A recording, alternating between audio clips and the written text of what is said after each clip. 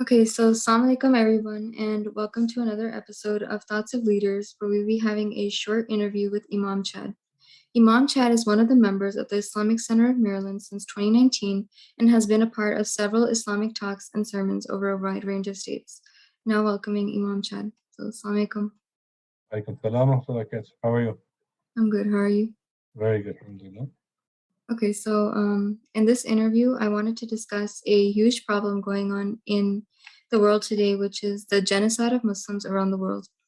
And this is a very common and widespread problem today. And I wanted to hear from a community leader their thoughts on this topic, which brings us to the first question, which is, what do you think is the Islamic perspective on what a Muslim American should do on the genocides occurring in China, Palestine, and India? Okay, Bismillah ar-Rahman ar-Rahim, alhamdulillahi rabbil alameen, wa salatu wa salamu ala sayyidina wa uswatina habibina Muhammad wa ala alihi wa sahbihi ajma'in. Alhamdulillah. Jazakumullah khair. Thank you so much for taking your time to reach out. Inshallah, this conversation is beneficial. I don't necessarily say I have all the answers for these sorts of issues, but inshallah, it's of some benefit, inshallah. So first of all, when we say, when we talk about, what can Muslim Americans do, or an American Muslim, an average Muslim in America, that answer is a bit, it needs some specifications. Who are we talking about exactly, right? And one of the things that we have in our religion in terms of principles is the principle of what we might call al-istita'a, which is basically ability or capability, or maybe even you could translate that as capacity, meaning that Allah subhanahu wa ta'ala has given us as believers certain obligations. He's made certain things obligatory upon us as individuals. Sometimes he's made things obligatory upon us as a community. He's prohibited us from certain things as individuals. He's prohibited us from certain things as communities. But if a person's unable to do something for a certain reason, for example, they're unable to stand up when they pray, so they can sit down when they pray. Or if they can't fast in Ramadan due to a sickness, maybe they can make it up in a later month. Or they can pay an expiation, meaning giving money to feed the poor, or giving food to the poor directly in place of fasting, right? So we have this idea in the religion that people are obliged to do certain things when they're able to do something about it, right? Or when they're able to do something. So ability plays a big role. So when we talk about the average Muslim and what he or she can do to help people around the world, Muslims around the world who are suffering, who are under threat, who are being persecuted or killed, or pushed out of their homelands or in their homes, etc. Ability plays a big role. So not everyone is on the same level in that regard. Not everyone can help in the same way. So that's really where we have to start. That the answer is not a cookie cutter. It's not a black and white answer that every single Muslim in this country is going to have the same responsibility. That's not the case. Some will have more responsibility than others, and sometimes that will actually manifest in having different roles. Maybe we all have a certain collective responsibility, but some of us have certain strengths in certain fields, and those strengths will push us to have responsibilities in this aspect versus another aspect, maybe the financial aspect versus the political aspect, for example, right? So according to the person's situation and their context, the obligation or in the way in which they can help other Muslims around the world will really vary. So that's kind of the starting point of all of this discussion, right? Beyond that, there's a couple of things that are really, really important. And now I want to preface this by saying that it's true that people who are not Muslims are championing some of these causes, supporting the rights of Muslims around the world, speaking out against the genocides that are taking place. Being a Muslim is not a criteria for being someone who wants to stand up for justice in these cases. But as believers, our connection to these people and their specific cases And the reason, specifically, the reason why they're being persecuted, they're not being persecuted because they're brown, they're not being persecuted because they're poor, they're not being persecuted because they're whatever adjective you want to put on them, they're being persecuted because they're Muslims. So as believers, our connection with them and our willingness and eagerness to help them will always be connected to our faith, right? So if we really want to step up to the cause and be real advocates for them, we have to start with really doubling down on our own religious commitment. I think being Muslims who love our religion and love each other as believers, the believers, intrinsically should have love for one another, right? That's going to be the first real catalyst for us to care about these people and their condition, right? There's a very, very famous hadith of the Prophet sallallahu alaihi wasallam. Um, he mentioned, he said, none of you will get into heaven until you believe, and none of you will believe until you love one another. And then he told the companions, should I not tell you what you can do to love one another? And they said, yeah, of course, Ya Rasulullah. Like, what can we do to have that love for one another? Because if we love that one another, if we have that love for each other, that's a sign of our faith. And if we have faith, inshallah, with Allah's permission, we will have paradise, right? So what can we do to love one another? He said, Afshu salam bainakum. He said, spread peace amongst yourselves. Okay. So having, which that's a longer, that just the explanation of that hadith needs a little time, but spreading peace could be just saying peace to each other, saying salam alaikum rahmatullah, but more importantly, spreading peace, spreading, amongst ourselves, families, communities, countries that are peaceful, tranquil, organized, not chaotic, not anarchy, that have laws, that have respect, that have, that we live in civil societies, right? So those are signs of, healthy societies that we could love one another as believers. But long story short, our love for each other as believers, right, is really fundamental for our ability to really, really care about these causes. Yeah, it's like I said, it's true. Obviously, we preface that by saying that there are plenty of non-Muslims who are championing some of these causes, alhamdulillah. But our personal commitment is that these people are being persecuted because they're Muslims, and we're Muslims. Just we had that with the last administration and the Muslim travel ban and we had that we had that taste of what that felt like for a second, right? So um, that should be our first step. The other thing is educating ourselves about these causes. Some of them are complex. Some of them are a lot of us really don't know about the details about what's going on. The news reports and some of the information that's coming to us is not it's it's not crystal clear what's going on. A lot of places, there's not a free media. They're not where people can just walk around with video cameras and do investigative journalism. So our ability to understand these issues and what's going on will definitely help. There's a principle in Islam that the definition of something is based or the understanding of something is based on how we define it. So if we misdefine an issue, our understanding of it's going to be, we're going to come up with the wrong conclusion about the matter, right? So we want to have a good understanding about the facts, what's going on. That sometimes can take us back to reading history about some of these places and the conflicts, right? So I think that's really, really important.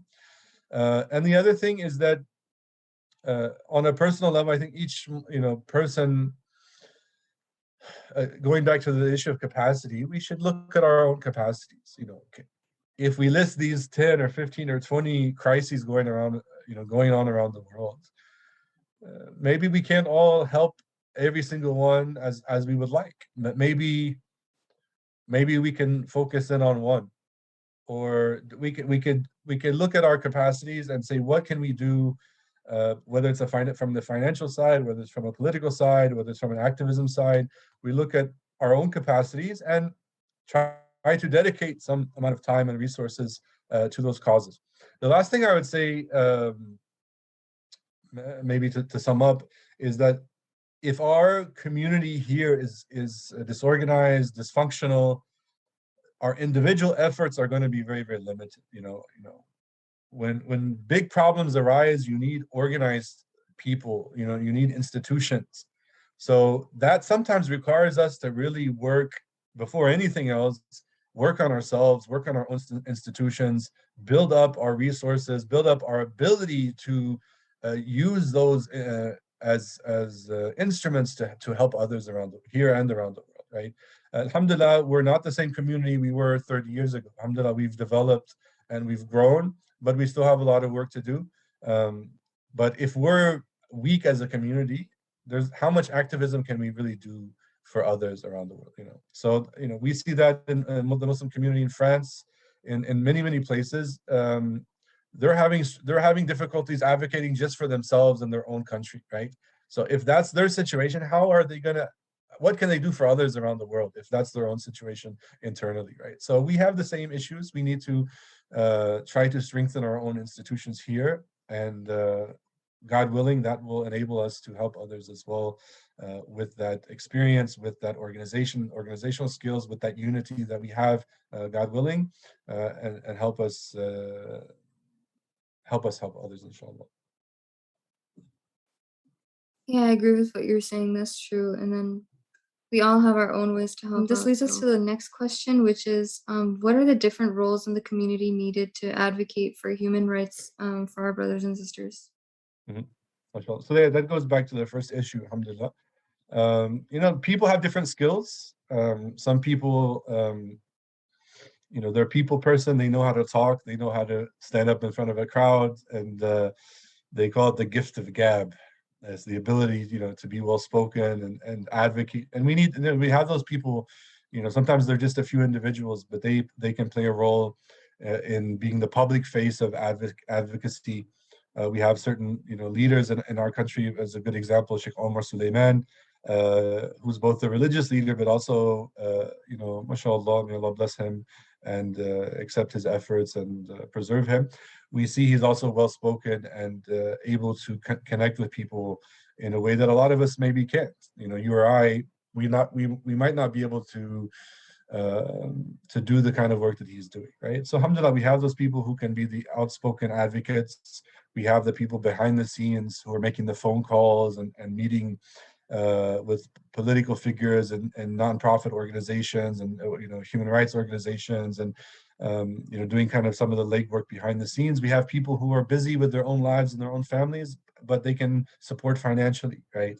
And they can be the person that shows up with the checkbook when with the credit card, where they can show up to support in that way, even though they might not be able to help in other ways, right? So we have those on individual level, we have those different roles, and everyone kind of knows where they fit in.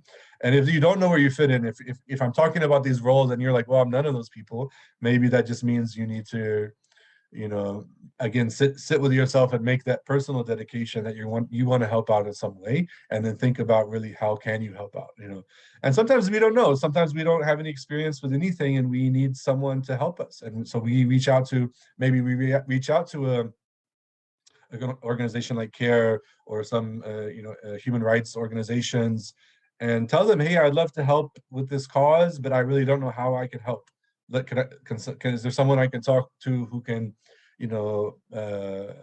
maybe show me how I can help out, and see what's needed and how I might be able to fit into that picture, right? So if you don't know if you haven't played a role so far, you don't know who you are in that sense, maybe we just sit with ourselves and explore that topic a little bit, inshallah. Yeah. Yeah, that's really good advice to all of us in taking action to help those around us. And this leads us to the last question for today, which is, what advice would you give for fellow community members like yourself? To the community members? Yeah. It's a very good question. It's a broad question.